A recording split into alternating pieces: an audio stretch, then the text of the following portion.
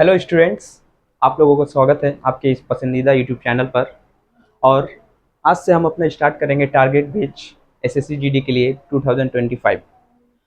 तो उसमें आज हम लोग रीजनिंग और मैथ की क्लासेस लेंगे। तो रीजनिंग के जो महत्वपूर्ण चैप्टर्स हैं, क्योंकि यह बेच हमारा टारगेट बेच है, उन सब चैप्टरों को हम लोग पहले सॉल्व करेंगे। तो देखिए, आज हम लोग पढ़ेंगे सिलोलिज्म। ये एक ऐसा चैप्टर है जिससे एसएससी के हर एग्जामों में क्वेश्चन आते हैं। एसएससी जीडी में लगभग 2 क्वेश्चन आते हैं, दो मार्क्स करके 4 नंबर। और एसएससी सीजीएल में आते हैं, एसएससी सीएचएसएल, एसएससी एमटीएस। और इससे आगे बढ़िएगा तो बैंक एग्जाम में टोटल 5 क्वेश्चन आते हैं। तो चलिए, आज हम जानेंगे सिलोलिज्म चैप्टर। सिलोलिज्म चैप्टर कैसे सॉल्व होता है। इस चैप्टर को सॉल्व करने के लिए सबसे पहले अपने दिमाग को शांत रखिएगा और कुछ मतलब सवाल के अनुसार सोचिएगा। अपने दिमाग से कोई आइडिया नहीं लगाइएगा। देखिए, इसका पैटर्न क्या होता है सवाल का। सबसे पहले एक क्वेश्चन दिया रहेगा जिसमें स्टेटमेंट होंगे। आपके सवाल एसएससी जीडी के लेवल में 2 से 3 स्टेटमेंट आएंगे, और बैंक के एग्जाम में जाइएगा तो 4-5 स्टेटमेंट भी आ सकते हैं। स्टेटमेंट रहेगा क्वेश्चन, जैसे यहाँ पर एक स्टेटमेंट दिया है। Question number 1 statement. पहला स्टेटमेंट है no tea is sugar. Second statement है no milk is tea. Statement ऐसा दिया रहेगा, फिर कंक्लूजन दिया रहेगा no sugar is milk, all milk is sugar. उसके बाद 4 या 5 ऐसे ऑप्शन दिए रहेंगे जिनमें से आपको चूज करना पड़ता है। ए नंबर ऑप्शन में दिया रहेगा if only conclusion 1 follow. B number में दिया रहेगा if only conclusion 2 follow. Option C में दिया रहेगा इफ बोथ कंक्लूजन फॉलोज। और ऑप्शन डी में रहेगा इफ आइदर कंक्लूजन 1 और 2 फॉलो। और लास्ट ऑप्शन में रहेगा इफ नाइदर 1 नॉट 2 फॉलो। इस सवाल का जो स्ट्रक्चर है आप लोगों को समझ में आ गया। अब देखिए, इस सवाल को हम लोग कैसे सॉल्व करेंगे। आप लोगों को बता दें कि हम इसको वेन डायग्राम से सॉल्व करेंगे, और आप भी इसी तरीके से कीजिएगा। वेन डायग्राम से सॉल्व करिएगा तो 100% चांस है आपका सवाल कभी गलत नहीं होगा। और एक बार सीख जाइएगा तो जीवन में सिलोजिज्म को कभी नहीं भूलिएगा।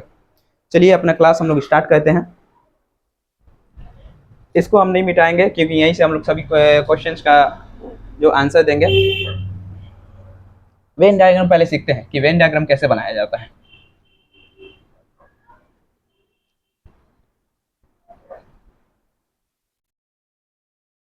देखिए,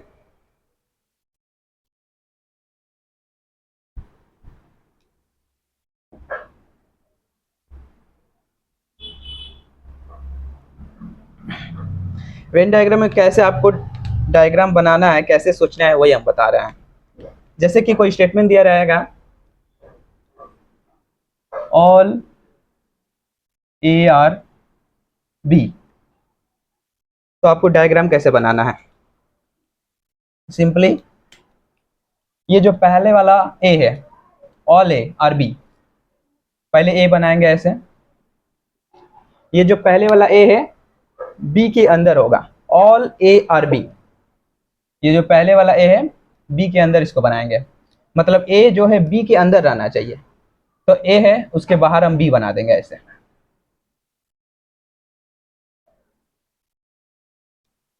अब देखिए, ऑल जो ए है वो बी है, ऑल ए आर बी। जब कभी भी आपको स्टेटमेंट में दिया रहेगा ऑल ए आर बी, तो आप लोगों को डायग्राम इसी तरह बनाना है, और किसी भी तरह का डायग्राम आप लोगों को नहीं बनाना है।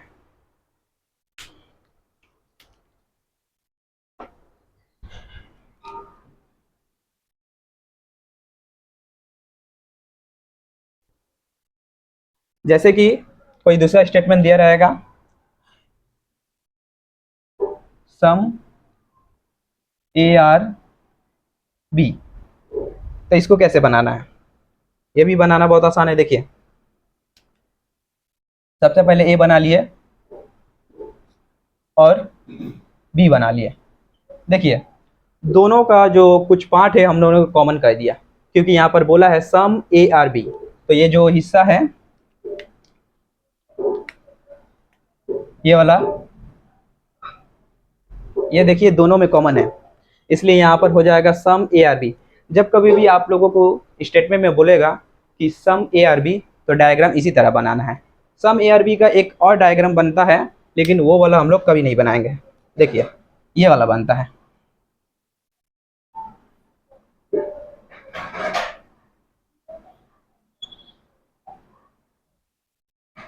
यहाँ पर देखिए ऑल बी आर ए है, लेकिन सम ए और बी है। यहाँ पर पूरा जो ए है वो तो बी नहीं है ना, लेकिन सम ए और बी है। तो ये डायग्राम कभी भी स्टेटमेंट के जरिए हम लोगों को नहीं बनाना है, हम लोगों को प्रेफरेंस देता है इस डायग्राम को। इतना बात समझ में आया कि नहीं? हाँ या ना?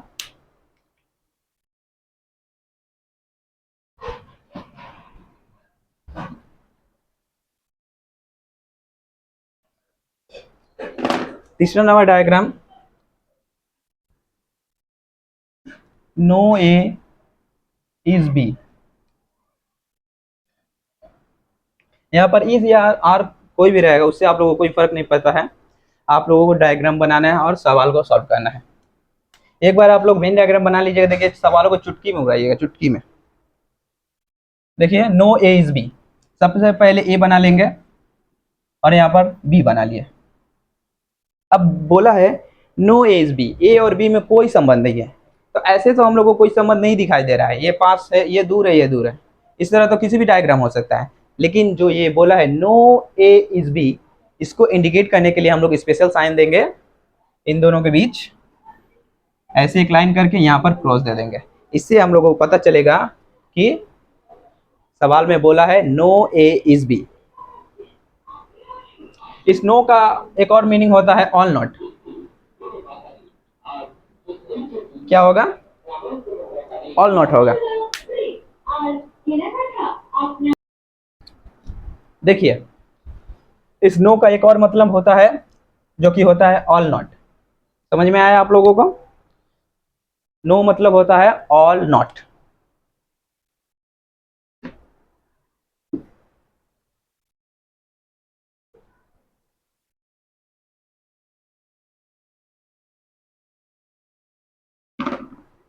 ये अभी हम लोग स्टेटमेंट का जो है वेन डायग्राम सीख रहे हैं, अभी कंक्लूजन का भी सीखेंगे। एक और है लास्ट, जब दिया रहेगा कि सम ए इज नॉट बी, सबसे पहले क्या करेंगे, बना लेंगे अलग अलग। ए बना लिए और बी बना लिए, हो गया। अब बोला है सम ए इज नॉट बी, तो ये ए का थोड़ा सा पार्ट उठाएंगे, उसका बी के पूरे भाग के साथ क्रॉस रिलेशन, हो गया। इसका एक और डायग्राम बनता है, लेकिन वो डायग्राम हम लोग प्रेफरेंस नहीं देंगे, हम लोग यही प्रेफरेंस देंगे। देखिए एक और डायग्राम बनेगा।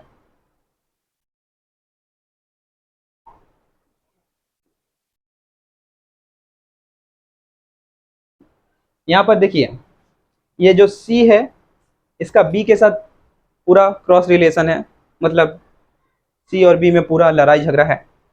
लेकिन जो ये है ए है, उसका ये जो थोड़ा सा भाग दिखाई दे रहा है आप लोगों को, ये भाग का क्रॉस रिलेशन है बी के साथ। Some A is not B, some A is not B, लेकिन इस डायग्राम को हम लोग नहीं देखेंगे। समझ में आया बात? यही 4 डायग्राम था स्टेटमेंट के लिए। अब कंक्लूजन के लिए देखिए,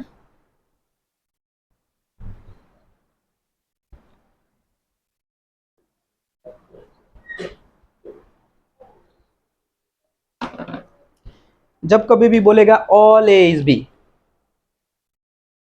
ऑल ए इज बी, तो कंक्लूजन में हम लोगों को कौन कौन सा डायग्राम चेक करना पड़ेगा? देखिए कंक्लूजन में हम लोगों को चेक करना पड़ेगा, एक ये डायग्राम रहेगा तो सही है,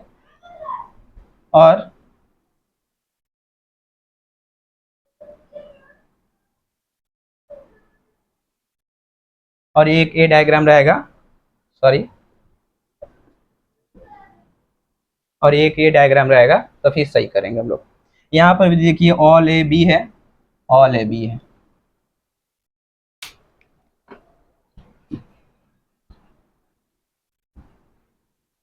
और सम वाला कंक्लूजन कैसे देखेंगे?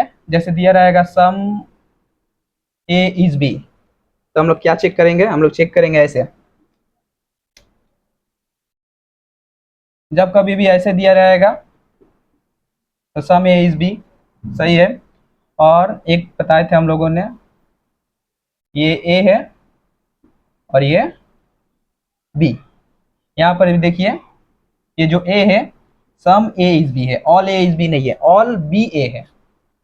ऑल वाला डायग्राम तो आप लोग सीखे हैं।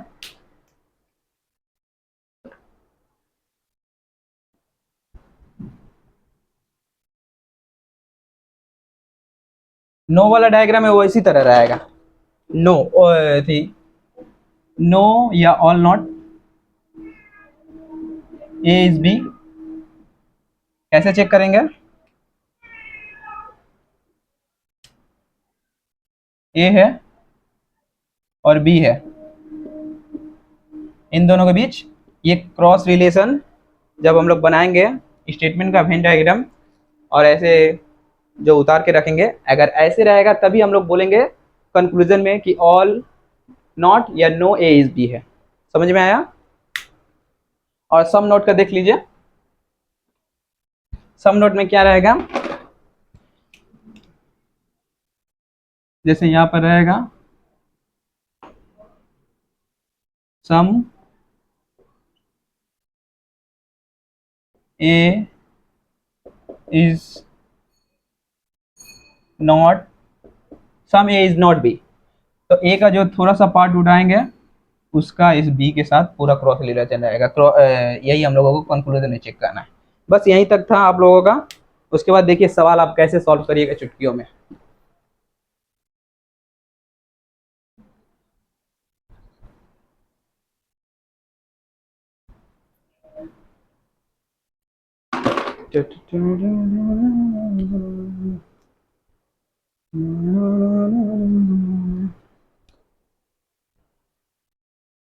आज हम लोग सीखेंगे बेसिक वाला, जो एसएससी जीडी के एग्जामों में आता है और आइदर और भी आता है।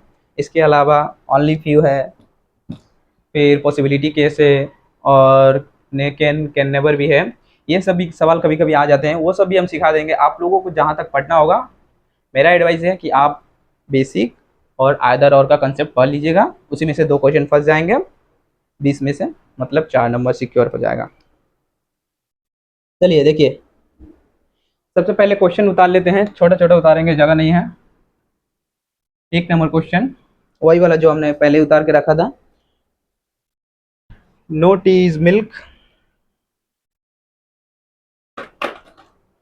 No milk is tea. No tea is milk,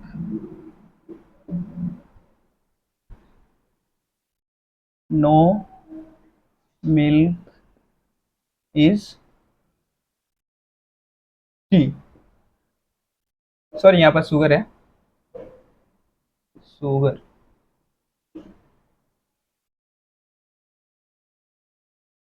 और कंक्लूजन में दिया रहेगा, conclusion 1 number, no sugar is milk, no sugar is milk.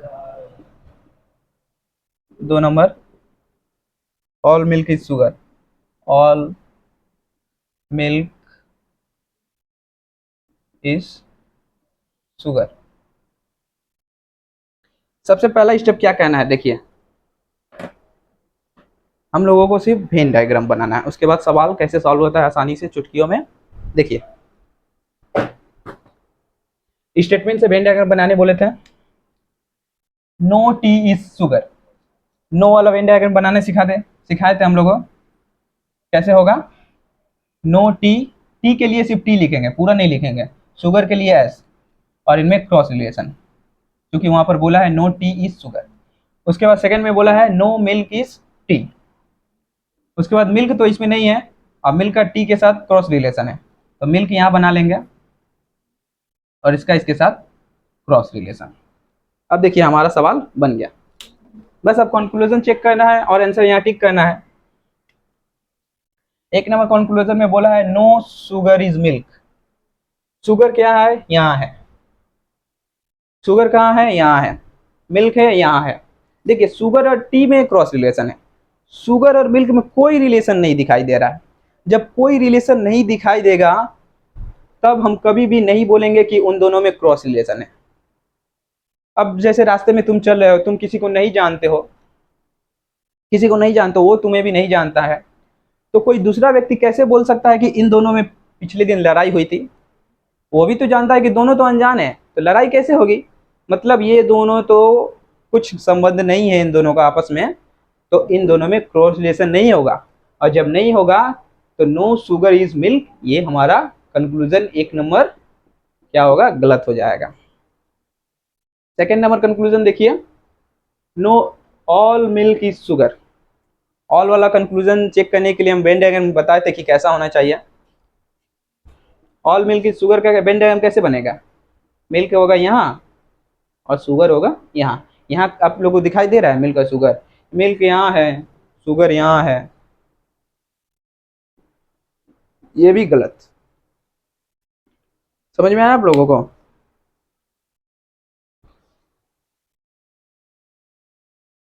तो दोनों हम लोगों का क्या हुआ? गलत हो गया।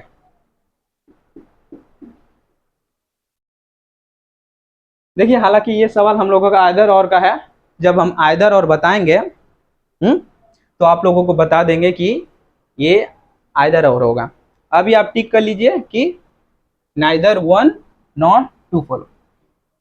लेकिन इनसे आंसर यहाँ हम लोग बेसिक की तरह इसको ट्रीट कर रहे हैं।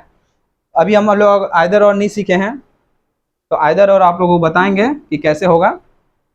आप यहाँ पर जैसे सीखे कि दोनों गलत आ गया, तो neither one not two follow, मतलब दोनों में से कोई सही नहीं है। देख लीजिए, बहुत आसान है, इसी तरह सभी सवाल बनेंगे।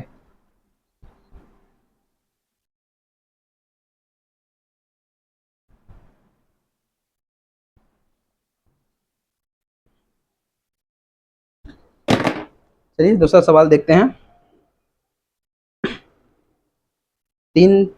अब तीन स्टेटमेंट वाला सवाल देखते हैं हम लोग। No day is week, some months are days. 2 नंबर सवाल, no day is week,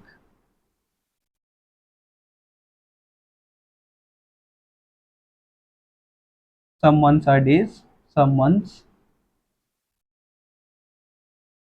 are days, और no week is year।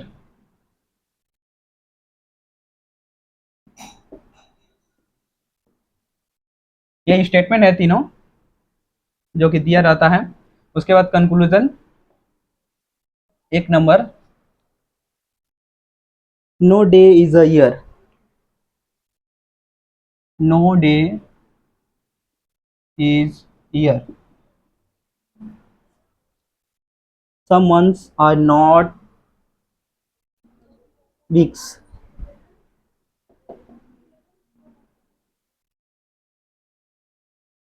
some months are week। देखिए, सवाल हम लोग ने उतार लिया, इसका सॉल्यूशन देखिए। सबसे पहले बोला है डायग्राम बनाएंगे, no day is week, simply बना देंगे। यहाँ पर एक डे बनाएंगे, यहाँ पर वीक, डे का सिर्फ डी, वीक का डब्ल्यू, इन दोनों में cross relation. Some months are days, month और डेज में सम का रिलेशन है। सम का वेन डायग्राम बनाने सिखाया था, ऐसे होगा, some months are days, no week is year, week यहाँ है और ईयर, वीक और ईयर में क्रॉस रिलेशन है, तो हम लोग यहाँ दे देंगे वीक और ईयर में क्रॉस रिलेशन हो गया। हम लोगों का स्टेटमेंट का वेन डायग्राम तैयार है। अब कंक्लूजन चेक करेंगे। फर्स्ट नंबर कंक्लूजन में बोला है no day is a year, no का कंक्लूजन चेक करना है। नो डे और ईयर में, डे और ईयर में कोई क्रॉस रिलेशन दिखाई दे रहा है आप लोगों को? फिर यहाँ से देखिए, ये इधर अलग है, ये इधर अलग है, इसका इसके साथ है, इसका इसकी डायरेक्ट नहीं है। मेरा जैसे आपका कोई दोस्त है, आपका उसके साथ झगड़ा है, उसके दोस्त के साथ झगड़ा नहीं है। तो इसी प्रकार इसका दोस्त ये, इसका दोस्त ये नहीं है, तो इन दोनों में कोई रिलेशन नहीं दिखाई दे रहा है, क्रॉस रिलेशन। ये लोग तो अलग अलग है, तो फर्स्ट कंक्लूजन क्या हो जाएगा हम लोग का? गलत। उसी प्रकार सम मंथ्स आर वीक। अब देखिए, सम का हम लोग कंक्लूजन चेक करना कैसे सीखे थे? ऐसे सीखे थे, मंथ यहाँ होगा, वीक ये यहाँ होगा। एक और सीखे थे, तो यहाँ पर देखिए, यहाँ पर कहीं दिखाई दे रहा है ये मंथ दूर दूर तक यहाँ है, वीक यहाँ है दूर दूर तक, यहाँ पर भी दिखाई दे रहा है कुछ नहीं, तो ये भी हमारा गलत हो जाएगा। देखिए जब दोनों स्टेटमेंट गलत हो गया तो हमारा आंसर क्या होगा, फिर से ऑप्शन ई, नाइदर कंक्लूजन और neither conclusion nor conclusion two follow.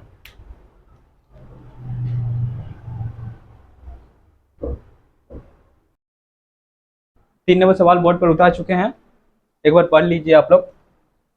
3 number का स्टेटमेंट बोला है, all gods a lion, no lion is tiger, some tiger और हॉर्सेस। यहाँ अपना दिमाग नहीं लगाना है कि लायन हॉर्स कैसे हो सकता है, लायन गोट कैसे हो सकता है, यहाँ पर वो सब कुछ दिमाग ही नहीं लगाना है आप लोगों को। अगर आप कॉम्पिटिटिव जॉब की तैयारी कर रहे हैं तो अपना दिमाग मत लगाइए। और वो बच्चे होते हैं ना जो बात बात पर सवाल पूछते हैं, ये ऐसा कैसे हुआ, ऐसा कैसे हुआ, वो जीवन भर पूछते ही रह जाते हैं, उनका सिलेक्शन कभी नहीं होता। इसलिए अपने जो जो कोई भी आपको ज्ञान दे उसकी बातों को सिर्फ अर्जित करे, उनसे सवाल ना करे कि ऐसा कैसे हो रहा है। अरे भाई ऐसा हो रहा है, हो रहा है, सब माना गया है, कंक्लूजन दिया हुआ है। हम लोग वेन डायग्राम पहले बना लेंगे।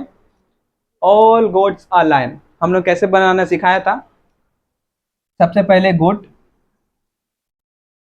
उसके बाद यहां से लायन हो गया, उसके बाद no lion is tiger, lion यहाँ है, टाइगर हो गया, सम टाइगर और हॉर्सेस, ये जो टाइगर और हॉर्सेस में सम का रिलेशन दिया गया है। हम लोगों का वेन डायग्राम बनकर तैयार हो गया है।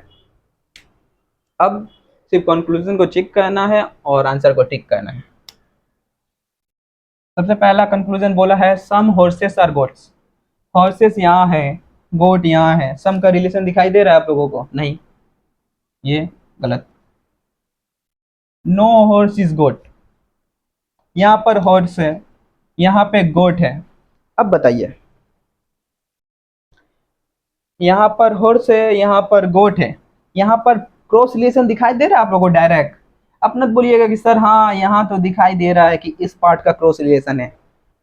अजी ध्यान से देखिए, क्वेश्चन में नो बोला है, नो मतलब ऑल नॉट, पूरे के साथ, सम नॉट नहीं बोला है। अगर इसके जगह टी के जगह एच होता तब हम लोग टिक कहते, सही होगा। यहाँ पर बोला है direct, no horse is got, क्या बोला है, नो हॉर्स इज गोट, तो क्या हो जाएगा, हम लोगों का ये भी कट हो जाएगा। आंसर हो जाएगा neither conclusion 1 nor conclusion 2 follow. अभी तक सभी सवालों में हम लोगों का आंसर ई आ रहा है। अभी हम दूसरा सवाल खोज के निकालते हैं जिसमें अदर ऑप्शंस भी आए।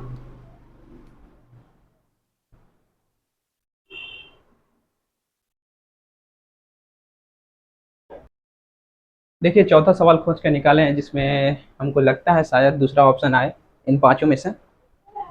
देखिए स्टेटमेंट में बोला है, दो स्टेटमेंट दिए हैं, दो कंक्लूजन। सबसे पहले वेन डायग्राम बनाना स्टार्ट करेंगे। वेन डायग्राम बनाना आप लोग दिमाग में बैठा लीजिए, बस सवाल बन गया।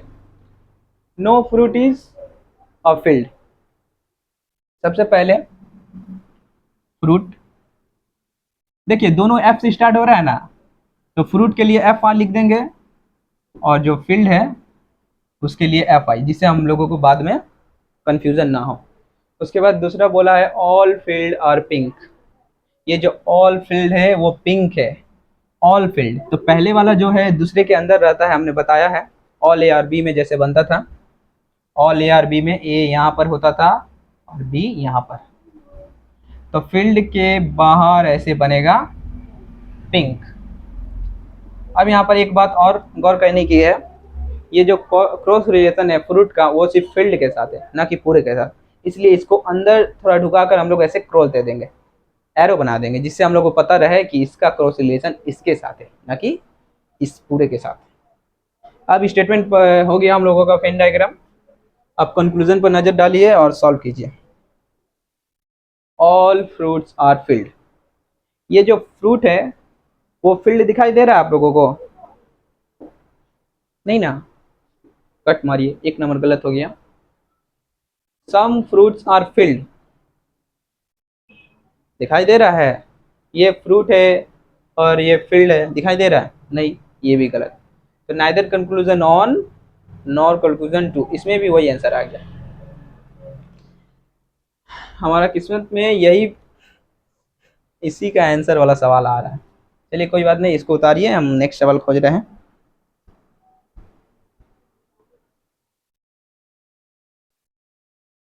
देखिए 5 नंबर सवाल, all A are B, some B are C. दरअसल सवाल में दूसरा कुछ था, यहाँ पर बड़ा बड़ा नाम दिया हुआ था, हम उसको ए और बी में लिख दिए। अभी तो हम लोग सीख रहे हैं ना, बाद में आप लोग जब प्रैक्टिस मारिए तो आप लोग वहाँ पर तो बनाएंगे ही। और कंक्लूजन में दिया है some B are A, some C are not B. At first we draw a diagram, Venn diagram, some A are B, some A are B हो गया। उसके बाद बोला है some B are C, some B are C, ये भी हो गया। उसके बाद देखिए कंक्लूजन में some B are A, some B are A दिखाई दे रहा है कंक्लूजन, 1 नंबर सही। Some C are not B, ये सी और बी में आप लोगों को कोई क्रॉस रिलेशन दिखाई दे रहा है जी? नहीं ना, बस सिंपली कट मारिए इसको, 1 नंबर सही हुआ। तो ओनली कंक्लूजन ए फॉलो।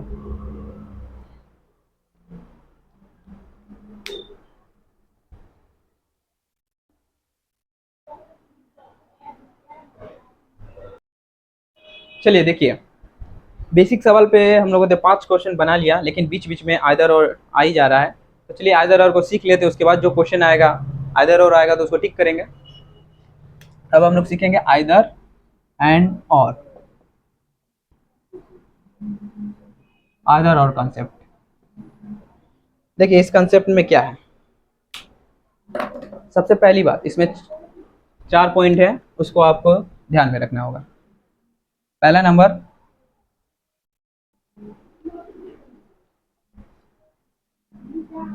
बोथ कंक्लूजन, कंक्लूजन को हम शॉर्ट में लिखे हैं, मस्ट बी रॉन्ग।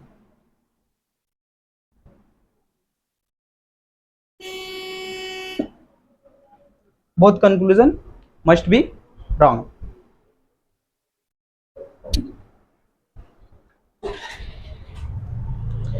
दूसरा पॉइंट है, element must be wrong, must be same. अभी उतारिए, हम बता रहे हैं इन सब का मतलब क्या है। 3 नंबर पॉइंट है, एक सेंटेंस पॉजिटिव होना चाहिए और एक सेंटेंस नेगेटिव होना चाहिए। 2 सेंटेंस दिया रहेगा, 2 स्टेटमेंट, स्टेटमेंट उसमें एक पॉजिटिव रहना चाहिए और एक रहना चाहिए नेगेटिव। चौथा नंबर पॉइंट देखिए, और किसी एक सेंटेंस में सम होना चाहिए, किसी एक सेंटेंस में सम होना चाहिए। और 5वां नंबर पॉइंट है, जब ऑल और सम नॉट का कॉम्बिनेशन आए तो सब्जेक्ट और ऑब्जेक्ट दोनों सेंटेंस में, स्टेटमेंट में एक ही जगह होना चाहिए। क्या होना चाहिए? दोनों कंक्लूजन में, सॉरी, सब्जेक्ट और ऑब्जेक्ट एक ही जगह होने चाहिए। मतलब राम इज श्याम, देखिए राम से स्टार्ट हो रहा है, तो दूसरा सेंटेंस में ये नहीं होना चाहिए कि श्याम इज राम, दूसरा सेंटेंस में भी होना चाहिए राम से ही स्टार्ट होना चाहिए, भले ही वाक्य दूसरा हो, जैसे राम इज वेरी ऑनेस्ट। अब देखिए इन चारों का मतलब हम समझा रहे हैं आप लोगों को। सबसे पहला है, both conclusion must be wrong. जैसे हम लिख दिए एक सवाल, all A is B, all B is C, ये कंक्लूजन है। और वेन डायग्राम हम लोग ने पहले से बना रखा है ऐसे, ए बी और सी। देखिए यहाँ पर नीचे में इसको पढ़िए, ऑल ए इज बी, ए और बी में कुछ दिखाई दे रहा है क्रॉस रिलेशन ऑल का, नहीं तो गलत हो जाएगा। फिर बोला है ऑल बी सी, दिखाई दे रहा है, नहीं तो गलत हो जाएगा। अब देखिए both conclusion must be wrong, जब दोनों गलत रहेगा वही बोला है वहां पर। और दूसरा नंबर पॉइंट देखिए एलिमेंट मस्ट बी सेम, यहाँ पर एलिमेंट अलग अलग है, ऑल ए इज बी है, ऑल बी इज सी है, यहाँ पर सी को हटाकर ए कर लीजिए तो ये वेन डायग्राम मिट जाएगा। ऑल बी इज ए, यहाँ पे देखिए एलिमेंट सेम हो गया, ए बी और बी ए, यहीं पर यही बात बोली गई है कि एलिमेंट मस्ट बी सेम, दोनों स्टेटमेंट में जो है एलिमेंट सेम होना चाहिए। राम श्याम है तो राम श्याम, गीता सीता है तो गीता सीता, यही होना चाहिए। थर्ड नंबर बोला है एक पॉजिटिव होना चाहिए एक नेगेटिव होना चाहिए, एक पॉजिटिव होना चाहिए एक negative. All A is B और some A is not B. यहां पर देखिए इन दो सेंटेंस में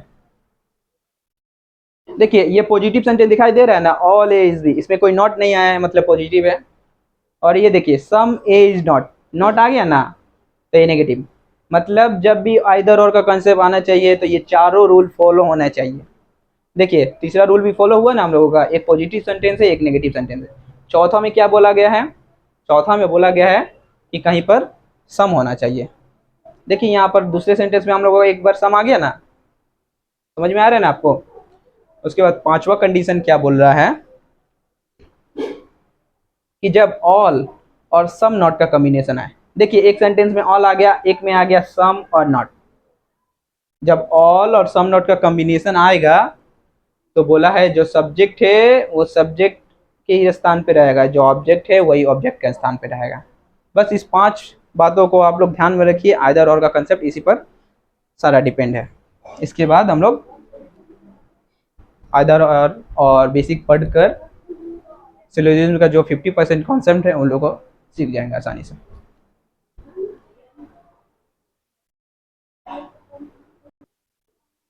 देखिए वापस से हम लोग उसी पहले ही सवाल पे आ गए हैं जो हमने बेसिक सीखने के बाद पहला अटेम्प्ट किया था।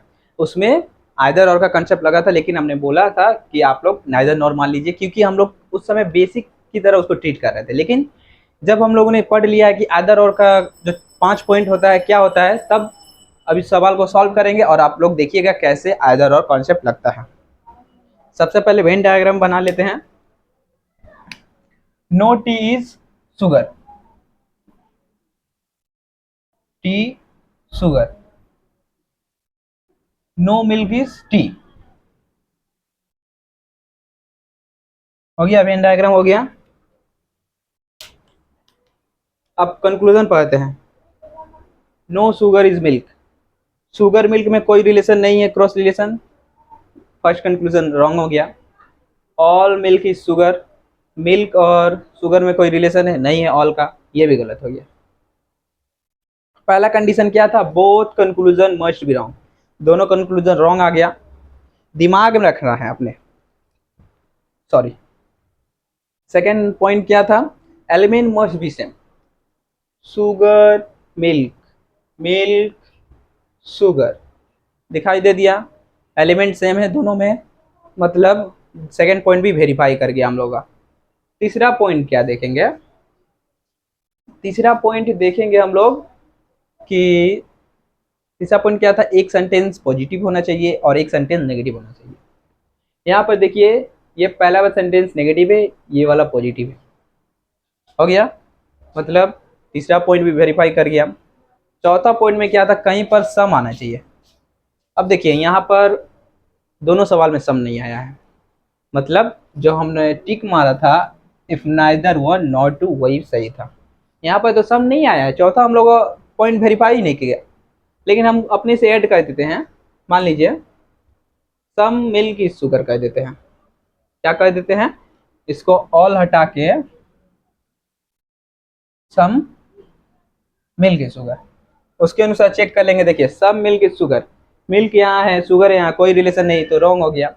अब चौथा पॉइंट वेरीफाई करेंगे, पॉजिटिव नेगेटिव, तीसरा तो वेरीफाई हो गया। चौथा में सम आना चाहिए था, चौथा पॉइंट में सम भी आ गया। और पांचवा पॉइंट क्या देखना था कि ऑल और सम नोट आना चाहिए। ऑल नहीं आया है तो वो वाला पॉइंट तो थी मैच होगा नहीं कि सब्जेक्ट और ऑब्जेक्ट अपने स्थान पर होने चाहिए। सब्जेक्ट और ऑब्जेक्ट अपने स्थान पर होने चाहिए। देखिए यहाँ पर सब्जेक्ट ऑब्जेक्ट उलट पलट है। देखिए शुगर यहाँ है, मिल्क यहाँ है, इस बार यहाँ पर मिल्क हो गया, शुगर यहाँ पर हो गया। अगर पांचवा कंडीशन दिया रहता ऑल प्लस सम नॉट तो ये आइदर और नहीं होता, लेकिन यहाँ पर चौथा ही पॉइंट तक वेरीफाई हुआ है और पांचवा पॉइंट का जरूरत ही नहीं हुआ क्योंकि ऑल तो दिया ही नहीं है, तो हम वो वाला चेक करेंगे ही नहीं और इसमें आइदर और वेरीफाई कर गया। दोनों दोनों गलत हो गया और एलिमेंट सेम आ गया, एक पॉजिटिव आ गया, एक नेगेटिव आ गया और सम आ गया। तो यहाँ पर आंसर क्या होगा, इफ आइदर कंक्लूजन 1 और कंक्लूजन 2 फॉलो। देखिए आइदर और कॉन्सेप्ट सीखे हम लोग, बेसिक सीखे। इसके बाद आइदर और पर जो सवाल है वो कल हम आप लोगों को बताएंगे, 4-5 जिस तरह बेसिक पर बताए। और उसके बाद पॉसिबिलिटी केस सीखेंगे, ओनली फ्यू केस सीखेंगे और ओनली वाला केस कैन नेवर बी। ये सब छोटे छोटे 4-5 है। जो मेन था वो बेसिक और आइदर और कॉन्सेप्ट था। इसमें आप एसएससी जीडी से लेकर एसएससी सीजीएल तक इसी से फंस जाएंगे।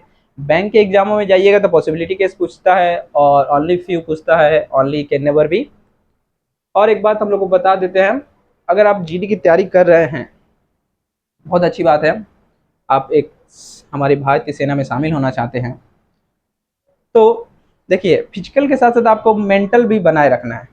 हमने सुना है कि बहुत सारे स्टूडेंट्स रनिंग तो बहुत बढ़िया होता है लेकिन वो एग्ज़ाम में फेल हो जाते हैं, लास्ट कटअप में उनका मार्क्स नहीं आ पाता है और या उनका पसंदीदा जो प्रेफरेंस है CICF वो सब नहीं आ पाता है, BSF में ही उनका नाम आता है और उनको मजबूरी में जाना पड़ता है। तो आपके साथ भी ऐसा ना हो, इसलिए कुछ जो जो चैप्टर हम पढ़ा रहे हैं उनको पढ़ लीजिए मन से। और जो 2025 का जो SSC GD का एग्ज़ाम है वो आने वाला है, वो फरवरी से जनवरी फरवरी में एग्ज़ाम होगा। अभी जून जो मंथ चल रहा है, अभी भी आपके हाथ में 7 मंथ टाइम है। गिने चुने जो चैप्टर हम पढ़ा रहे हैं अगर आप उसको सॉल्व कर लीजिएगा तो आपका जो ये 20 क्वेश्चन रीजनिंग से आता है, 20 क्वेश्चन मैथ से, उसमें आप 16 प्लस, दोनों में 17 प्लस भी हो सकता है, 18 भी हो सकता है और अच्छे स्टूडेंट्स का 19 तक भी हो सकता है। मैथ में 18 प्लस और 16 प्लस आ सकता है, लेकिन रीजनिंग में हम गारंटी दे रहे हैं अगर बढ़िया से कीजिएगा तो 19 प्लस भी आ सकता है, मतलब 20 में 19 क्वेश्चन सही होने की संभावना है। तो अपने फिजिकल कंडीशन के साथ साथ मेंटल कंडीशन को भी बनाए रखिए। रोज़ सुबह उठिए, व्यायाम कीजिए, दौड़िए, अपने दौड़ की प्रैक्टिस कीजिए और साथ ही साथ क्लास को भी अटेंड कीजिए। और इस चैनल पे इतने सब्सक्राइबर हैं और आप सभी इनको शेयर कीजिए, अपने लोगों के साथ कमेंट मतलब दोस्तों के साथ शेयर कीजिए, लाइक कीजिए, सब्सक्राइब कीजिए और भैया का नाम और आगे बढ़ाइए। भैया के इस यूट्यूब चैनल पे हम पढ़ा रहे हैं और जितना मेरा सकान होगा हम अपना एफर्ट देंगे आप लोगों को अच्छी तरह से समझाने में। तो चलिए, इसी के साथ क्लास लंबी हो गई है तो हम नेक्स्ट क्लास में हम बात करेंगे पॉसिबिलिटी केस। आज के लिए इतना ही। जय हिंद, जय भारत, वंदे मातरम। आप अपने स्वास्थ्य का ध्यान रखिए, खुश रहिए, धन्यवाद।